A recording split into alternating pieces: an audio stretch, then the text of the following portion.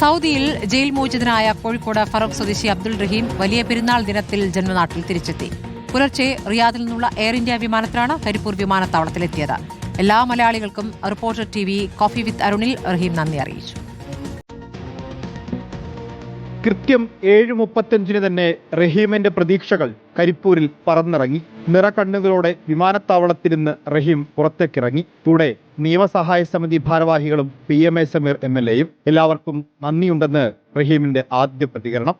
20 വർഷത്തിനു ശേഷം നാട്ടിലെത്തിയ സന്തോഷം ആദ്യം പങ്കുവച്ചത് റിപ്പോർട്ടർ കോഫി വിത്ത് അരുൺ പ്രഭാത പരിപാടിയിൽ. റഹീം ഭായ് വെൽക്കം, സ്വാഗതം, ഈദ് മുബാറക്. എന്താ പറയുന്നത് എനിക്കും അറിയില്ല. വിമാനത്താവളത്തിൽ നിന്ന് നേരെ വീട്ടിലേക്ക്. കണ്ണീരും പ്രാർത്ഥനകളുമായി 2 പതിറ്റാണ്ട് കാത്തിരുന്ന ഉമ്മയും സഹോദരങ്ങളും ബന്ധുക്കളുമെല്ലാം റഹീമിനെ കണ്ണിറയെ കണ്ടു. വാരിപ്പുണർന്നു, ചുടുചുംബനങ്ങൾ നൽകി.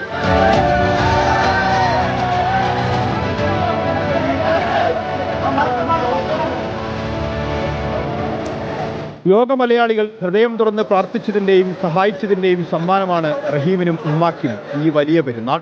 വീട്ടിലേക്ക് വല്ലപ്പോഴും വിളിക്കുക, 15 മിനിറ്റ് സമയം ഒരു ദിവസം കിട്ടാറ്.